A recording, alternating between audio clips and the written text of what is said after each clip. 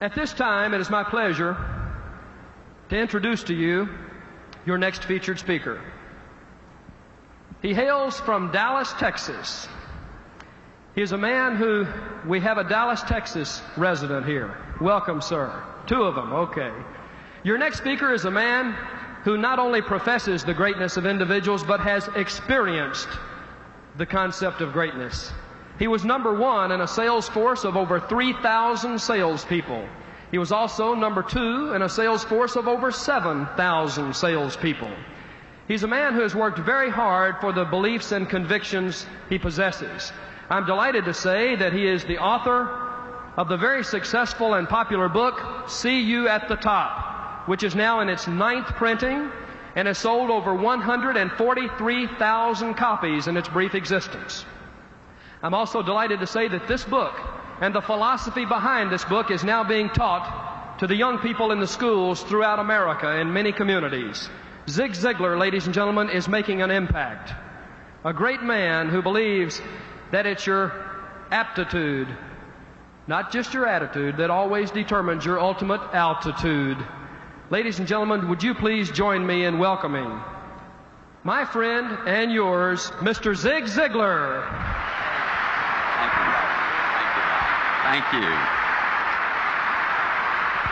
Thank you. Just for a moment, let's play a game.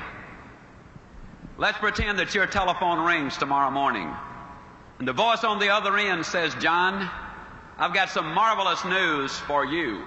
We've just won a trip to Acapulco. There are going to be 4 of us that can go. There are only 2 of us, my wife and myself. We leave at exactly 8:45. We're going to stay on the beach 4 days. We will live in a millionaire's villa. We will have everything at our beck and call. We will live the life of luxury for 4 full days." Now remember, John, we leave tomorrow morning at 8:45. My only question is, can you be ready to go at 8:45? May I see the hands of those who could, in fact, respond and say, "Yes, I could go." Just for a moment, let's continue the game by saying, you got the telephone call, you accept it, then all of a sudden it dawns on you, hey, I've got some things to do. As a matter of fact, I've got to do this and this and this and this and this. And as a matter of fact, you turn to your wife and say, "Honey, I just don't know whether or not we can make it or not." She says, "Now hold the phone, John." She whips out a sheet of paper. She says, "Now what's the first thing we got to do? What's the second thing? What's the third thing? What's the fourth thing? What's the 5th thing?" How many of you, honest to goodness, believe that during the next 24 hours you could get more done than you normally get accomplished in 3, 4, 5, 6 days? Would you hold up your hands, please? Here's my question, please. Why don't you go to Acapulco tomorrow? Every day of your life. Why don't you, in your own mind, say, "Tomorrow I go to Acapulco if I get this done today"? Do you realize that if you were to do that and schedule it and lay it out, that it would be just a matter of weeks before you could, in fact, go to Acapulco at any time that you wanted to, or anywhere else you wanted to go? I was coming in on the plane yesterday, which is generally the way I fly. And I was seated next to an old boy, and I couldn't help but notice he had his wedding band on this finger. Now I looked at him for a moment. I said, "Friend, you got your wedding band on the wrong finger." He said, "Yeah, I married the wrong woman."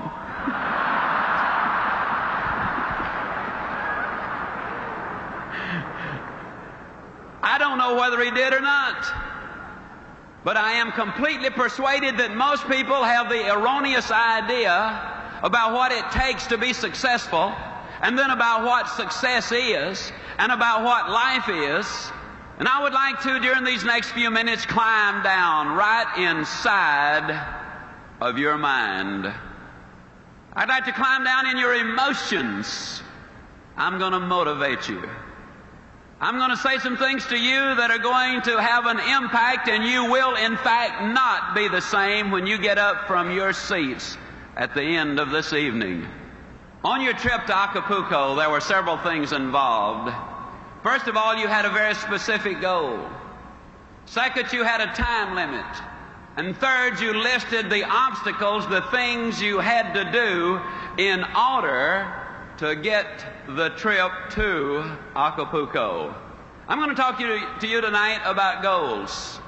There are four basic reasons why people do not have goals. Number one, they have not been sold. Now, friends, I'm flat going to sell you on why you got to have them. I didn't say I wanted to. I didn't say I was going to try to. Didn't say I hope to. I flat said I'm going to sell you on why you must have them. The second reason a lot of people don't have goals is they do not know how to set those goals. I'm going to give you a basic formula for setting those goals that will be precise if you will follow it. The third reason a lot of people do not have goals is they have fear. You see, there's a certain amount of risk involved when you say, this I'm going to do. Even if you do not tell anyone else, when you set a goal, there's a certain amount of risk involved. Then the fourth reason a lot of people do not have goals is because they have a poor self-image. If you do not think you deserve success, if you do not think you deserve a bigger home, to be $1 million producer, to have an outstanding mate, or beautiful, well-disciplined children who are productive, if you don't think you deserve them, then you'll do things that will keep you from getting them. Let's look at number one. Let's sell you on the idea of having goals. Are they important? At Yale University in 1953, they did a study of the graduating seniors. They discovered that of the graduating seniors, only 3% of them had definite, predetermined, written down goals. 20 years later, they did another survey of those seniors who had graduated. They discovered that the 3% who had committed their goals to paper had accomplished more than the 97% who had not written them down. What about you personally? Have you got your goals laid out? Are you a meaningful specific, or are you a wandering generality? Are goals necessary? I'm going to say emphatically yes. Can you imagine the chairman of the board, General Motors, and somebody comes to him and says, how did you get to be chairman of the board, General Motors? Do you really believe he said, well, I just showed up for work, and they started promoting me, and first thing, here you know, here I am, chairman of the board, General Motors. No, I think you know that that is not the way that it happened. What about you? Are you a wandering generality, or are you a meaningful specific? How many of you are in the world of selling? Would you mind holding up your hands, please? One of the major problems we have in the world of selling, a lot of times the salesperson is out selling, and although they're out there physically, what they're saying mentally is, I need to be home with the family. And then when they're home with the family, physically, they're saying mentally, I ought to be out in the field selling. And so when they're out in the field, they're really back at home, and when they're back at home, they're really out in the field, and they ain't never nowhere.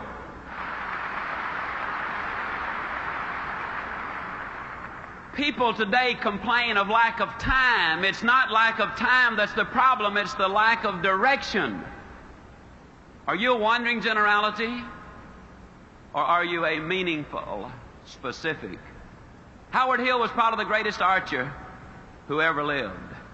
He killed a Cape buffalo with a bow and arrow. He killed a Bengal tiger with a bow and arrow. He won 281 consecutive tournaments. He was never beaten in competition. As a youngster, I have seen Howard Hill in newsreels from 50 feet draw dead aim and split the center of that bullseye perfectly in the center. And yet he could take the next arrow and literally split the first one. An amazing demonstration of skill. And yet I'm going to look at you dead center and say to you, I could spend 20 minutes with you And at the end of that 20 minutes, Dick, I could have any man in this audience or any woman in this audience hitting the bullseye more consistently than Howard Hill could have on the best day he ever had, provided we blindfolded Howard Hill and turned him around so he would not know which direction he was facing. And you rather obviously laugh and say, Ziglar, that's silly. Of course. How could a man hit a target he could not see? That's a pretty good question. Here's another one. How can you hit a target you do not have? Have you got one? Are you a wandering generality, or are you a meaningful specific? Are you going to work tomorrow because that's what you did yesterday? If that's the reason you're going tomorrow, you won't be as good tomorrow as you were yesterday because you're 2 days older and no closer to the goal you do not have. You got to have those goals. A lot of people don't have goals because of fear. I want to skip one and talk about this one just for a moment. I'll be leaving on an airplane tomorrow for Toledo, Ohio. Now, I got sense enough to know that some of those airplanes are coming down faster than they're going up. It's dangerous for that plane to fly.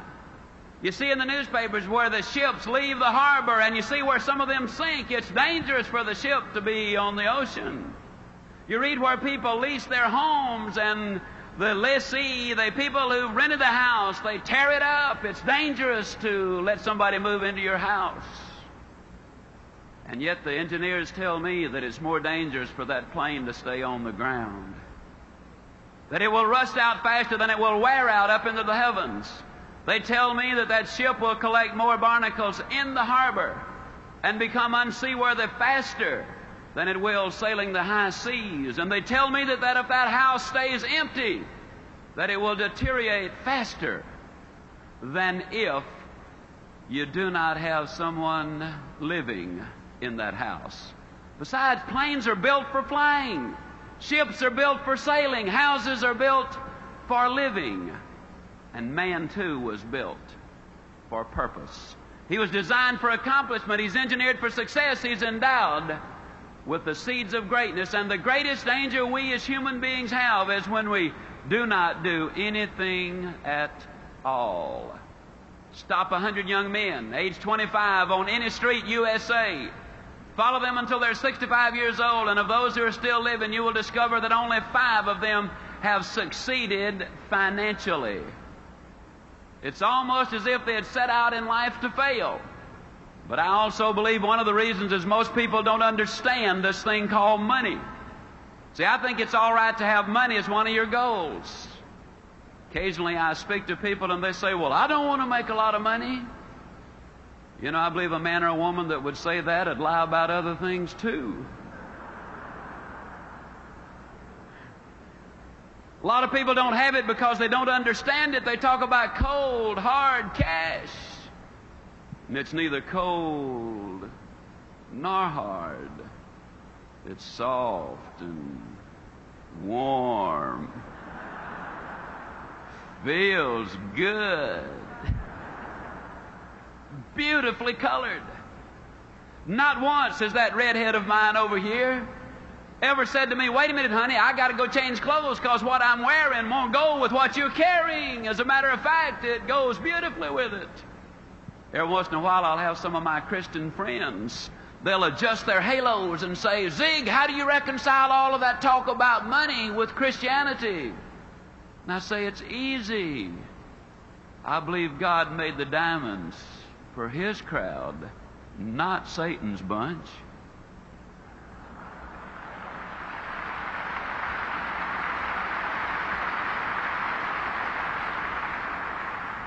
I read my Bible and it tells me Jacob was a millionaire. Moses was a millionaire. Solomon, the richest man who ever lived. And old Job wouldn't have qualified for the food stamp program, if you know what I mean. No, money's all right. As a matter of fact, you cannot get too much money unless the money gets you. You know, Solomon told us in Ecclesiastes that he who seeks silver will never be satisfied with silver. Now, if money becomes your god, you got a problem. You'll never have enough. We know that's true because in the last 2 years, 5 billionaires have died. Down in Dallas, somebody said, I wonder how much money Howard Hughes really left. And somebody else said he left it all.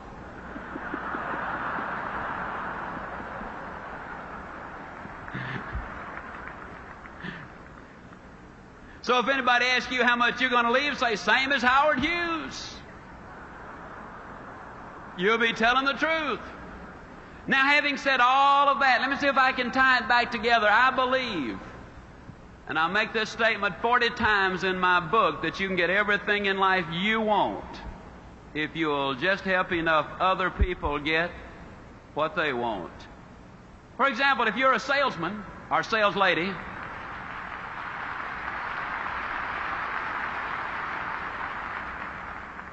if you're selling a product that solves a problem, then you're helping someone else get what they want, which is the solution to the problem, so you get what you want and what you deserve. If you're in management and your productivity and the productivity of your people is important to your income, if you can train, enthuse, inspire, motivate your people to be successful, then your rewards are going to be greater. You can get everything in life you want if you will just help enough other people get what they want. See, we can get what we want if we can give you some thoughts or some ideas or some motivation or some stimulation. If we can, in fact, leave you something so that when you go home tonight, you will be a better man or a better woman or a better boy or a better girl, then you will be more successful tomorrow. Yes, there's danger in setting goals, but there's infinitely more danger in not setting them. Then a lot of people do not know really how to set goals. I'd like to share at some length with you on that. And I started writing this book. and I kind of got excited about it. I put in there some words. You can go where you want to go. You can do what you want to do. You can be like you want to be. And man, I wrote those words and I said, now, Ziglar, that's pretty good. As a matter of fact, I got to talking to myself, which is perfectly all right. It's all right even to answer. But if you ever catch yourself saying, huh? To the answer, you got a problem. Well, I caught myself with a problem. I was saying, huh? Because where I said you can be like you want to be, I looked down and there was a 41-inch waistline and 202 pounds of Ziglar. And the thought occurred to me that one of these days that I might bump into some of you, and I could just imagine this conversation taking place. I could imagine you saying, Ziglar, you believe that stuff you write? And I was going to say, uh-huh. Then I was going to imagine you saying, do you believe all of it? And I was going to say, man, yeah.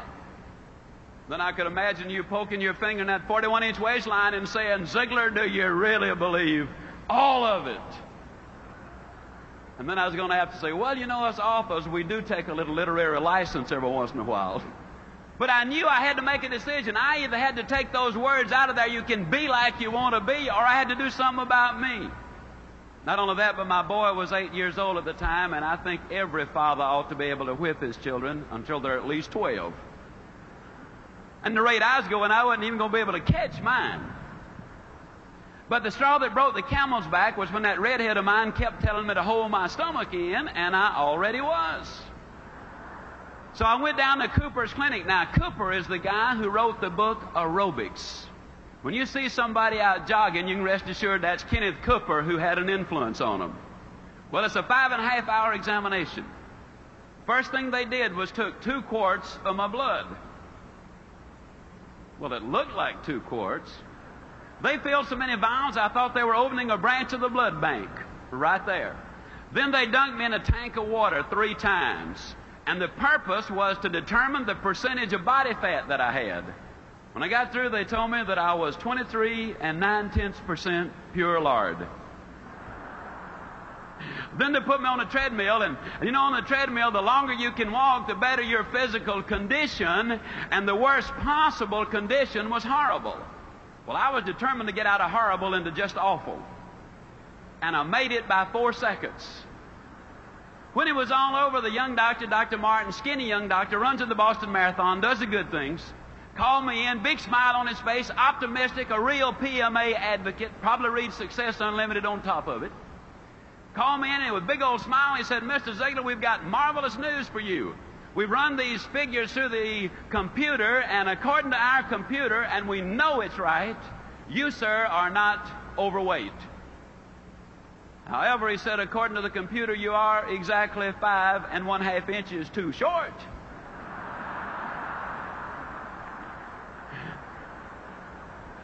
And I said, well, Doc, that's pretty bad, isn't it? He said, no, actually, you're in remarkably good physical condition for a 66-year-old. And I said, Doc, I'm 46. He said, you're in awful shape. I said, as a matter of fact, if you were a building, I'd condemn you.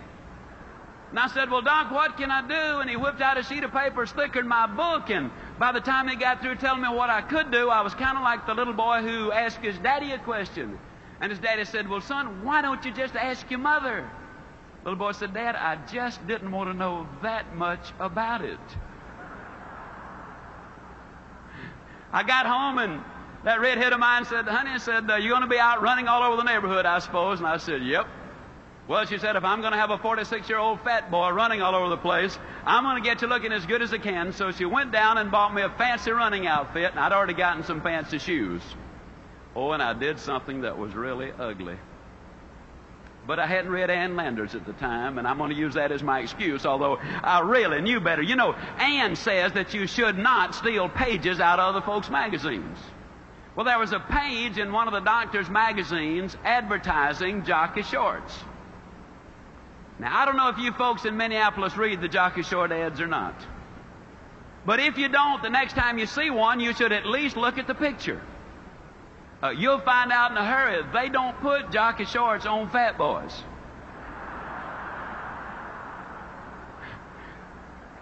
At least they don't have a Goodyear. So I hung it up in my bathroom, and I said, now there's my hero. That's the way I'm going to look. Well, the next morning that alarm clock sounded off, and I hopped out of bed and put that fancy running outfit on and hit the front door and ran a block. Oh, but the next day I did lots better. I ran a block and a mailbox. Then the next day it was a block and 2 mailboxes, then a block and 3, and a block and 4, and a block and 5. One day I ran all the way around the block, came back in, woke the whole family up, and said, guess what Dad has done? And one day then I ran a half a mile. Then one day I ran a mile. One day I ran a mile and a half. One day I ran 2 miles. Started doing the sit-ups, only 8 the first day, then 10, then 20, then 40, then 80, then 120, then 200. Started doing push-ups, only 6 the first day, then 8, then 10, then 20, then 30, then 40. Today I do the GI push-up. That just means you push up in the air and slap your hands while you're in the air. I'll tell you, it's different from the others. And that weight started coming down from 202 to 165. The waistline dropped from 41 to 34. Oh, I know a lot of people have said to me, yeah, but I bet you were dieting religiously. Which is partially true, because I did quit eating in church.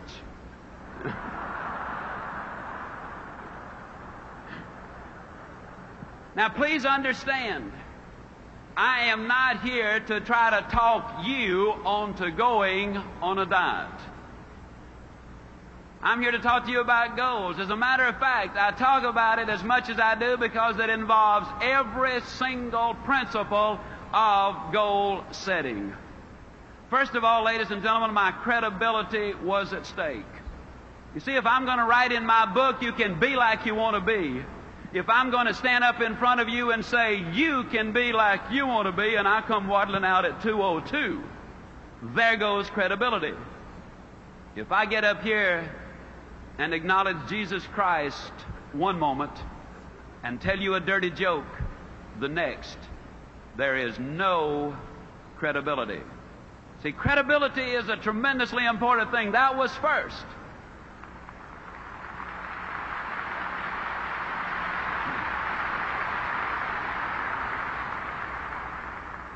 And the second thing, that was my goal. You can't reach somebody else's goal. That's the reason I say don't let me talk you into going on a diet. That's serious business. If you want to lose weight, you start by going to your skinny doctor for a thorough examination. Now, if he's not skinny, swap doctors. See, there's something missing from a credibility point of view when a fat doctor tells you you ought to lose weight.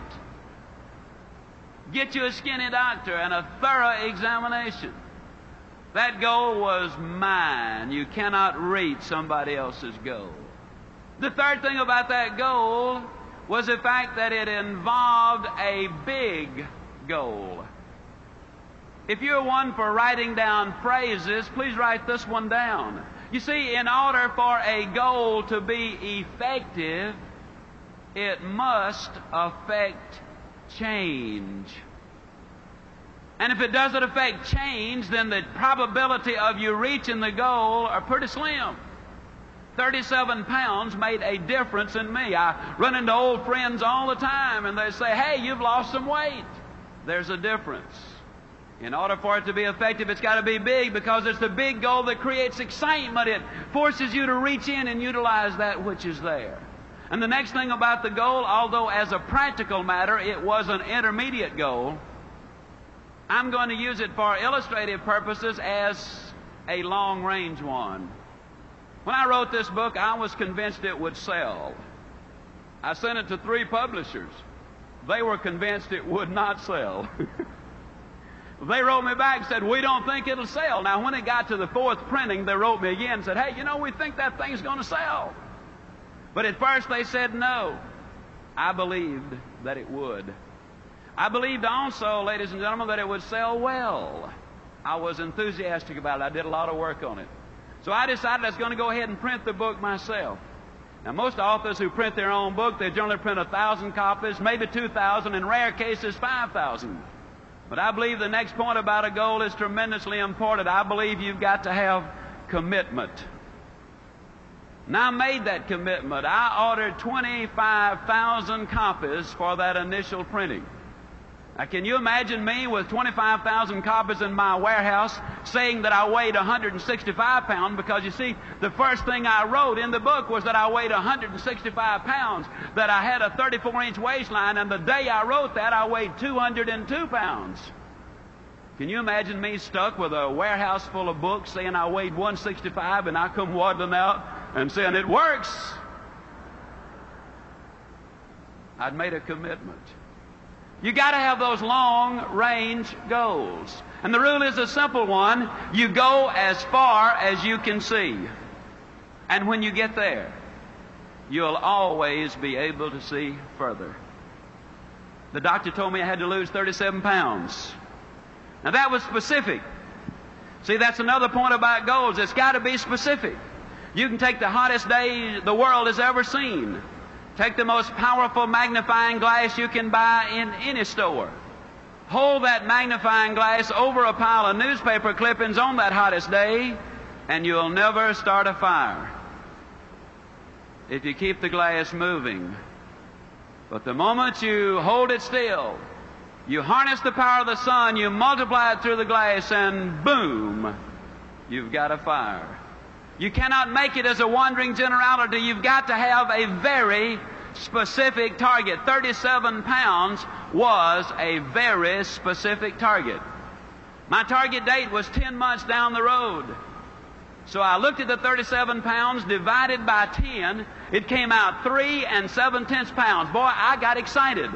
3 7/10 pounds a month. Why, anybody can do that. It's easy. As a matter of fact, I was so convinced that I could lose 3 7/10 pounds in a month that I didn't even bother to get started the first 28 days.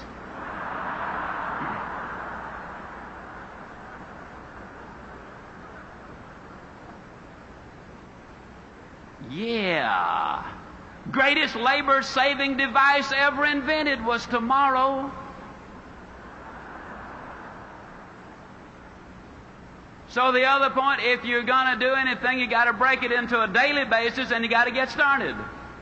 Now, I was raised down in a small town in Mississippi. Yazoo City, Mississippi. Now, today, there are a lot of people that try to impress folks by telling them they're from Yazoo City. But I really am. As a matter of curiosity, how many of you here today have never been to Yazoo City, Mississippi? Never been, okay? Well, I think everybody ought to have something to look forward to. When I was a boy, we lived next door to some rich folks. And I know they were rich, Brother Byrne, because they had a cook. I know they were rich because the cook had something to cook. During the Depression, that was a sure sign of wealth, and I was over there for lunch one day, as I tried to be most every day. And cook brought the biscuits out. No exaggeration, those biscuits were no thicker than this wristwatch. And I looked at them for a moment. I said, Maud, what in the world happened to your biscuits? She reared back, gave that big old tummy laugh, and said, well, I'll tell you about those biscuits. She said, they squatted to rise. But she said they just got cooked in the squat. Hey, you know anybody that gets cooked in the squat? You know anybody that's really going to do something as soon as the kids get out of school, and then I'll have more time to do those things? Then the kids get out of school and they say, well, I didn't realize it, but I got to take them everywhere. Wait till the kids get back in school, then I'll really get busy. Kids get back in school, they say, well, we got a winning football team this year. Got to support the team. Wait till after football season, then I'll really get busy. Football season is over, they say, well, you know, it's Thanksgiving and Christmas now and New Year's. Wait till after the holidays, then, man, I'm really going to get busy. After the holidays, they say, well, you know, the weather is just so bad, and isn't this the worst winter we have ever had? Wait till the weather clears up a little bit, then I'll get busy. After the weather clears up, they say, well, you know, this is the first chance I've had to play a little golf or go fishing. Wait till I get that out of my system. Then they say, well, it's almost time for Easter. Wait till after Easter. After Easter, they say, well, you know, it's now almost time for the kids to get out of school, but that's where we came in, wasn't it? See, the people who wait for Aunt Matilda to move out, or John to get on the day shift, or for him to swap in the old clunker, or until we get a new governor or a new administration, the people who wait for external changes before they make an internal decision will get cooked in the squat every single time. I can guarantee it.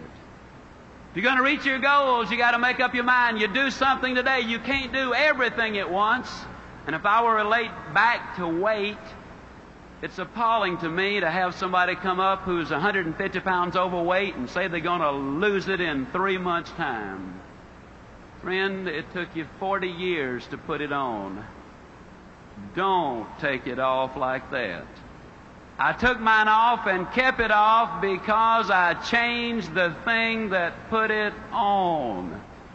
A habit. I ate too much regularly. I didn't gain 37 pounds in one weekend. It is one more bite that done me in.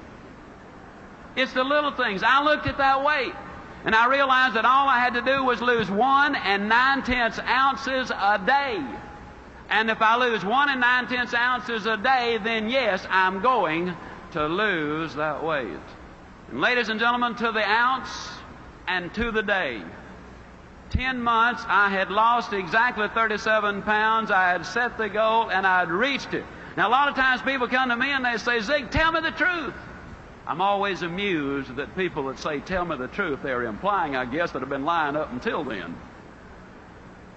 Tell me the truth now, Zig. How did you feel about getting up in the morning and going out there and doing that running? How'd you feel about it? I'm going to tell you the truth. I hated it.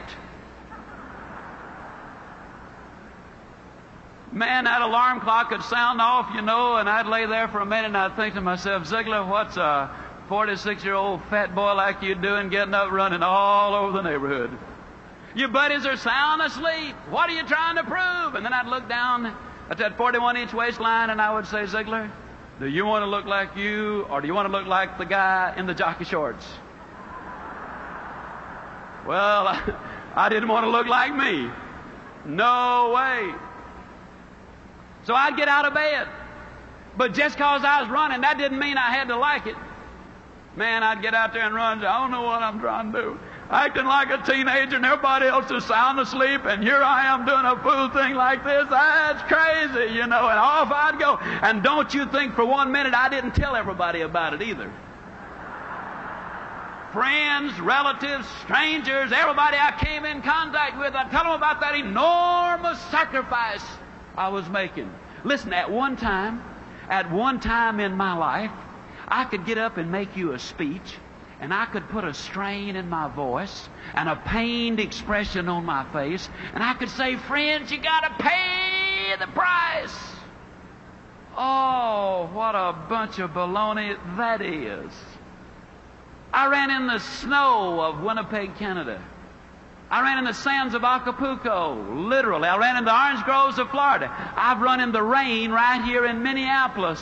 And then one day, ladies and gentlemen, I was running in Portland, Oregon. Beautiful day. Never forget it. About 78 degrees. I was on Portland State University campus. And it was about 12:30 or 1 o'clock. I was scheduled to speak, I believe, at 4 o'clock. And I was out running, and as I was running on that campus, I looked around.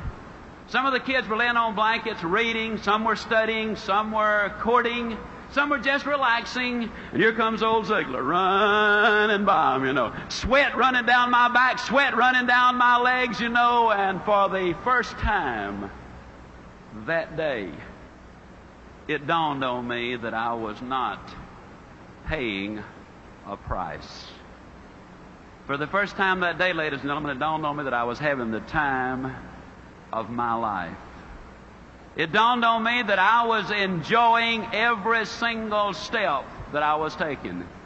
Today at age 50, I can run 2 miles faster than 98% of the college kids of America. I'm stronger than I was a quarter of a century ago. I can do things that I could not have dreamed of doing just a few years ago. I contend that you do not pay the price for good health. You thoroughly enjoy the price. You pay the price.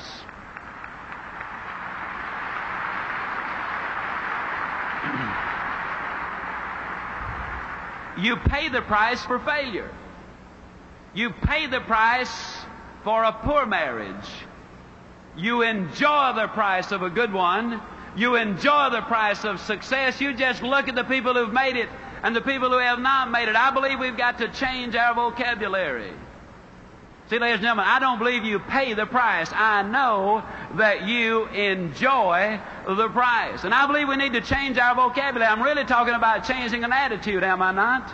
See, that's what we're talking about here at these PMA rallies, changing attitude. We live basically in a negative world. An overweight person sits down at the table and says, everything I eat turns to fat. Well, that's negative. Mother sends her child off school and says, now don't you get run over. That's negative. We live in a negative world, and we become part of what we are around. Did you know that 2/3 of the medical students acquire the symptoms of the disease they study? Common cold. We know that if we get medical treatment, that the average life of a cold is a week. If we don't get the medical treatment, the average life of a cold is 7 days. They don't know what causes the cold, they don't know what cures it, but they do know who gets it.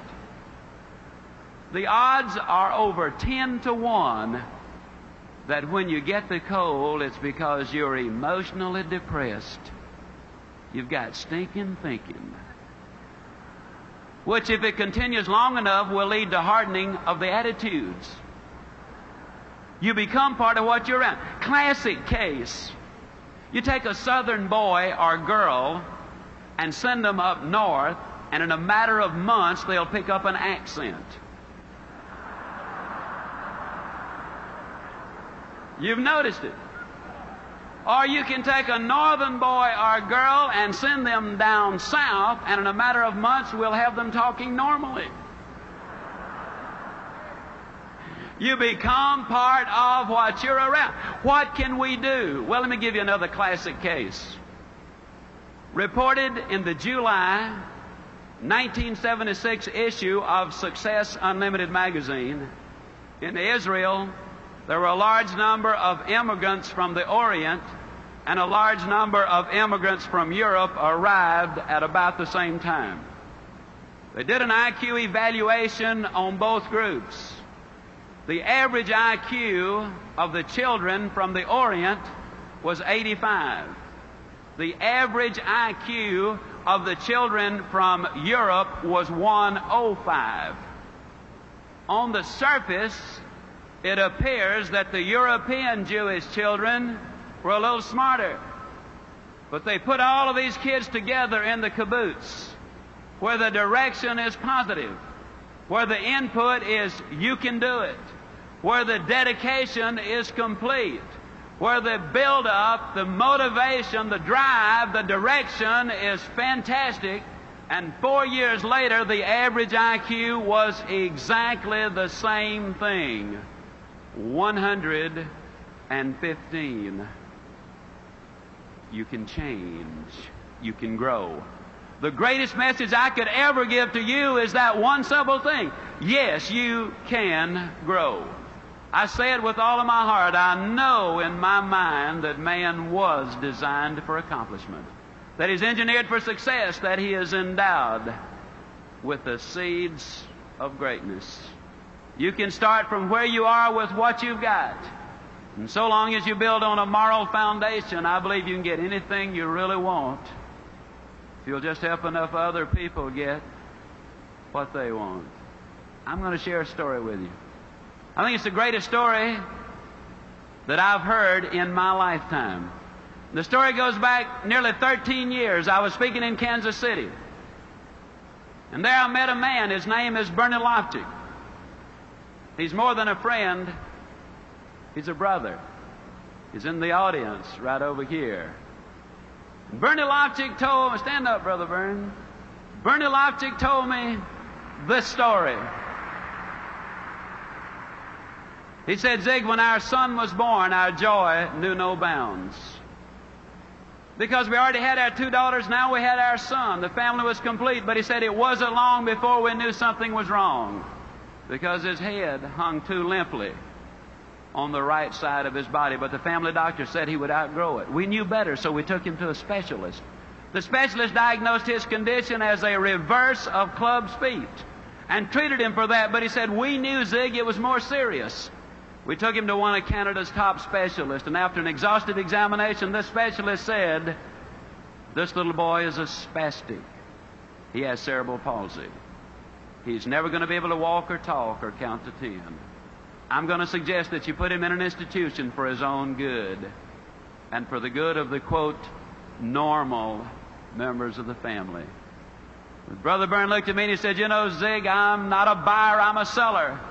I could not buy the idea that my son was going to grow up being a vegetable. So we took him to another doctor who told us the same thing. And then another and another and yet another and another until 30 doctors said there is no hope. Then they heard of a Dr. Pearlstein down in Chicago. They got an alternate appointment so that when someone else canceled, they could have that appointment because Dr. Pearlstein was booked 2 years in advance. And 11 days later, a little boy from Australia canceled, and they went to Chicago. Dr. Pearlstein examined David perhaps as no child has ever been examined before. And when he finished, he said, this little boy is a spastic. He has cerebral palsy. He's never going to be able to walk or talk or count to 10. If you listen to the prophets of doom. But he said, I want you to know that I am not problem conscious. I am solution conscious. And yes, I believe there is something that can be done for this boy if you are willing to do your part. Well, obviously, Byrne and Elaine Loftig said, Doctor, tell us what to do. We will do anything. And the doctor and the therapist and the nurses spelled it out in minute detail. They said, you're going to have to push this little boy beyond all human endurance. Then you're going to have to push him some more. You're going to have to work him until he falls. Then you're going to have to pick him up and work him some more. You got to understand that there is no stopping point. That if you ever stop, he goes back. You got to understand that there might be months and even years when you will be unable to detect any change, but you gotta stay with it. And one last thing, don't ever give him therapy in the presence of another victim of cerebral palsy. Because if he sees them taking therapy, he will inadvertently pick up those awkward movements. You see, we become part of what we are around. Whether it's moral or immoral, whether it's good or bad, stay with it long enough and it's going to rub off on you. The Loftics went home. They built a little gymnasium in the basement of their home. They hired a physical therapist and a bodybuilder. It took him a lot of months, but one day David Loftic could move the length of his own body. It took him several years, but one day the therapist called Bernie home and said, "I believe David is ready," and Bernie rushed home. And David Loftic was down in the basement and on a little mat getting ready to do a push-up. As that little body started to rise into the air, the emotional and physical exertion was so great there wasn't a dry inch of skin on that little body. And when he finished that one push-up, Mother and Dad and little David and the sisters and the therapist and everybody broke down and shed those tears, which so eloquently say that happiness is not pleasure. Happiness is victory. And the story, ladies and gentlemen, is even more remarkable when we know that one of America's leading universities had examined this little boy and said there are no motor connections to the right side of his body. He has no sense of balance. He will have extreme difficulty even being able to walk and stand straight. He'll never be able to swim or skate or ride a bicycle. On October the 23rd, 1971, my wife and I had the privilege of flying to Winnipeg, Canada to attend the bar mitzvah of little David Loftic. Oh, how I wish you could have been there. How I wish the television cameras of the world had been clearly focused on what we saw as this little boy walked to the front of the synagogue, tall and straight and strong. I wish you could have heard him as he uttered those words that moved him into the manhood of the faith of his forefathers. I wish you could have seen what we saw, knowing what we knew, because you see, at that time he had done as many as 1,100 push-ups in a single day. He had run as much as 6 miles non-stop. He was shooting golf in the high 80s. One of the best table tennis players in Winnipeg, Canada. He had entered as a 7th grader St. John's Ravens Court School for Boys, where this little boy, who was never going to be able to count to 10, did quite well in 9th grade mathematics. February 1974, he qualified for an unrated $100,000 ordinary life insurance policy. So far as we know, the first and only time this has ever happened. And I tell you the story of David Loftic because it involves so many of the principles in which I believe. It begins with the right foundation of honesty and character and faith and loyalty and, yes, love. Oh, what a love story this one is. You see, every night this little boy used to have to put his braces on, and every night he would say, "Dad, do we have to put them on tonight?" Or, "Mom, can't we just leave them off tonight?" Or, "Do we have to put them so tight?" And you mothers and fathers know what I speak of when you have a little boy with tears running down his cheeks, pleading, "Don't put them on tonight." But because they did love him so much, they did not listen to the tears of the moment because they wanted to see the laughter of a lifetime. And that, ladies and gentlemen, really what love is all about, because you see, so many of us as parents are reluctant to do for the child what is best for the child because we fear that child then might withhold his love from us, not knowing that over the long haul the best way to guarantee his love is to demonstrate ours by acting in his best interest. I tell the story of David Loftic because it involves so many of the principles in which I believe. They had a beautiful relationship with others. The doctors and the nurses, you see, they all had a part. The therapists all had a part. You don't climb the high mountain by yourself. It is in conjunction with others that we really accomplish the major things in life. That's why I like to tell the story of David Leipzig, because it's a story of cooperation. I tell the story because it's a story of goals, of big goals, of lifetime goals, of monthly goals, weekly goals, hourly goals even, ladies and gentlemen. I tell the story of David Leipzig because it involves so much in attitude. You talk about attitude. This boy, since he was too small to carry it, used to have his own cassette player. And every day that little mind was fed with the good, the clean, the pure, the powerful, the positive messages over and over and over. You can do it, son. You can do it. See, we live in such a negative world that unless we deliberately read the good books daily, unless we deliberately, regularly feed our minds with those motivational recordings that in essence remind us over and over in a negative world that we ourselves can be positive if we have the positive input. And yes, I tell the story of David Leipzig because I believe it has so much to do with one of those things that so many times we as individuals have a tendency to overlook. It's a matter of curiosity, and I'm almost through. Of course, you know, when us Baptists say finally, that don't necessarily mean immediately. That just means we're getting close. But I tell the story of David because it emphasizes so many of the things in which I believe. I'm just curious, how many of you had already noticed this chrome-plated pump sitting here on the... That's amazing. You know, I've noticed something. When I get aboard an aircraft with this pump, almost without exception, I'm the only passenger that's got one. And so I've got to assume by that they must be getting scarce. I believe this. I believe that this pump is going to sum up what I want to say about life and what I want to say about David Leipzig. Got a couple of good friends down in South Alabama. Their names are Bernard Haygood and Jimmy Glenn. They were out riding through the South Alabama foothills one day and they got a little bit thirsty. They pulled behind this old abandoned farmhouse. Bernard was driving, he hopped out, he ran over to this old pump, and he grabbed the handle and he started the pump. Now, just as a matter of curiosity, how many of you good folks up here in the big city have ever used one of these old water pumps? Hey, that's fantastic. Okay. Well, it was hot. It was August. And old Bernard wanted a drink of water. And after he'd been pumping a couple of minutes, he said, Jimmy, better get that old bucket over there and dip some water out of that creek. We're going to have to prime the pump. How many of you know what I'm talking about when I say you got to prime the pump?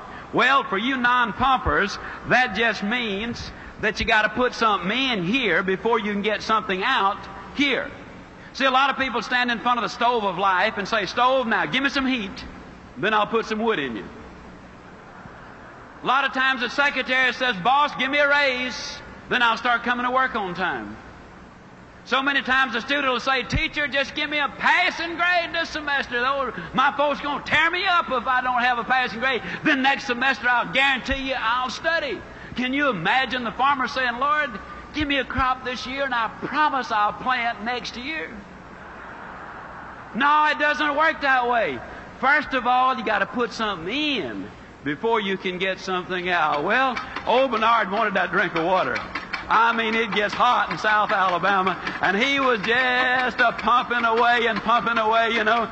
And I'll tell you, that sweat was beginning to come off of him. And he said, you know, Jimmy, I just don't believe it's in the water down there. No, Jimmy said, yeah, it is, Bernard. You know, in South Alabama, the wells are deep. And we're glad they are because, you see, the deeper the well, the cooler, the cleaner, the sweeter, the purer, the better tasting that water is. And isn't that the story of life? Isn't it true that that prospect that you really have to work on the most when you finally do make that sale, isn't it true that that's the one that really gives you the most satisfaction?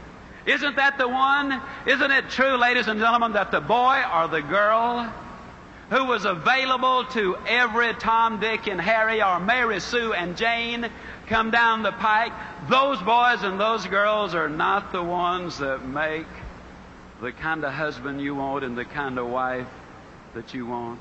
Isn't it true that the things in life that have value, that you got to do some pumping for? Well, old Bernard, man, he wanted that drink of water. I mean, by then, he was really working up a sweat. But, you know, there's always that question, just how much pumping are you willing to do just for a drink of water? And finally, old Bernard just threw up his hand. He said, Jimmy, they're just sitting in the water down there. Jimmy said, don't stop, Bernard, don't stop. If you stop, it goes all the way back down, and then you'll have to start all over. And isn't that true?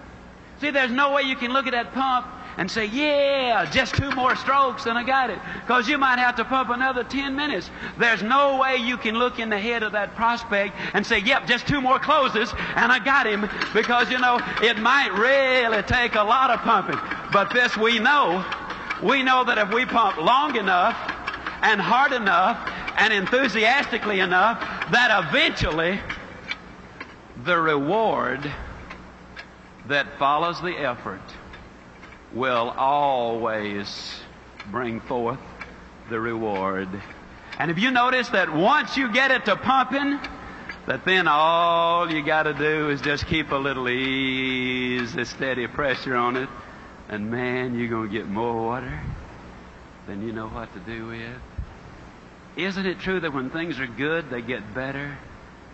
And when they're bad, they get worse? And it's got nothing to do with what's going on out there. It's got everything to do with what's going on between your ears. You see, your business is never good or bad out there. Your business is good right here between your own 2 ears. And if you're thinking it's thinking, your business is going to be in exactly the same shape. I tell the story of the pump because that too says something about David Lopchick. For one solid winter, David set the alarm clock 1 hour earlier than any other member of the family. The wind chill in Winnipeg, Canada hits as much as 80 degrees below zero. He put those skates on. He literally crawled out to the frozen ice.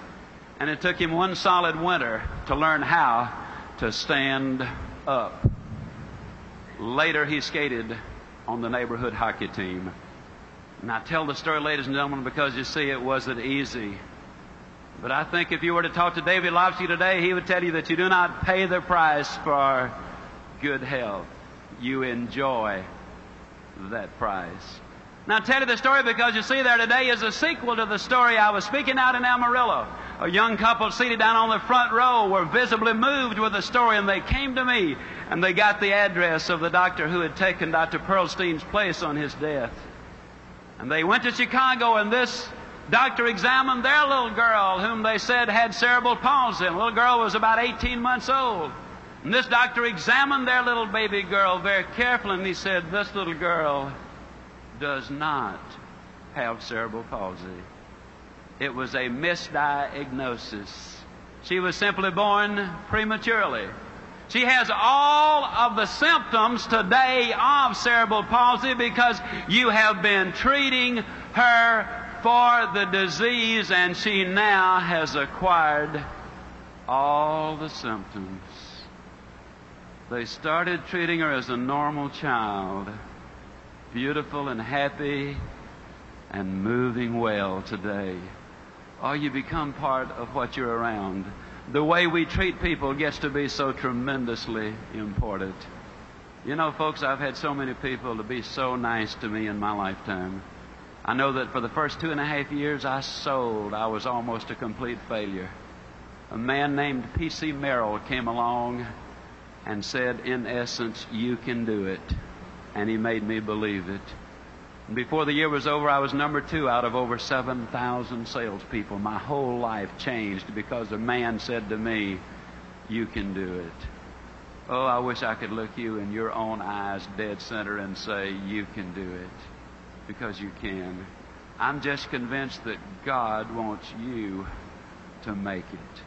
Believe in you because you're unique. There have been over 10 billion people to live on the face of this earth. There's never been another you. Believe in your fellow human being. Believe in what you're doing, the company you represent, the product you sell if you're a salesperson. Believe in our great country. It's the greatest land on the face of this earth, and of infinitely more importance than anything I or any other speaker who will ever address you will ever say. Believe in Almighty God.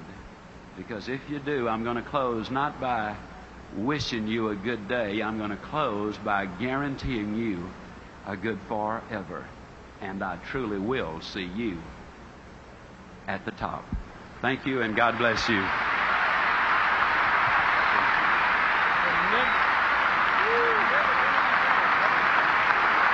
Zig Ziglar, ladies and gentlemen.